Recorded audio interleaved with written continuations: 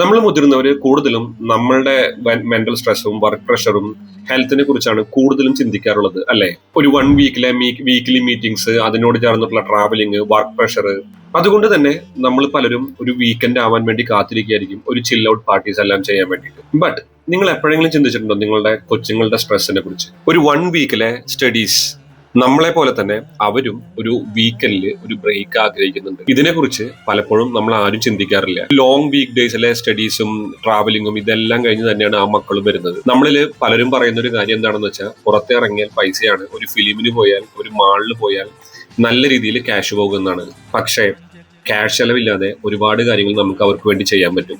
നിങ്ങൾ മാളിലേക്കോ തിയേറ്ററിലേക്കോ കൊണ്ടുപോകാതെ അവരെ തൊട്ടടുത്തുള്ള ഒരു പാടത്തേക്കോ ഒരു ചെറിയ കുന്നിലേക്കോ ഒന്ന് നടക്കാൻ കൊണ്ടുപോകുകയോ ഒരു സൈക്കിൾ റൈഡിങ്ങിനോ കൊണ്ടുപോയി നോക്കും. ഇത് അവരുടെ മെന്റൽ സ്ട്രെസ് കുറയ്ക്കുന്നതിനും അതുപോലെ തന്നെ അവർ പ്രകൃതിയോട് ചേർന്ന് വളരുന്നതിനും വളരെ നന്നായി സഹായിക്കും. അതിനേക്കാൾ ഉപരി നമ്മൾ അവരുടെ കൂടെ സമയം സ്പെൻഡ് ചെയ്യുന്നത് അവരെ സംബന്ധിച്ചോളം അവര് വലുതാവും തോറും നല്ല ഓർമ്മകളായിരിക്കും. അതുപോലെ തന്നെ ഇങ്ങനെയുള്ള ചെറിയ യാത്രകളായിരിക്കും അവരുടെ ഒരു വലിയ യാത്രകൾക്ക് തുടക്കമാകുന്നത്. 3, 2, 1, let's go.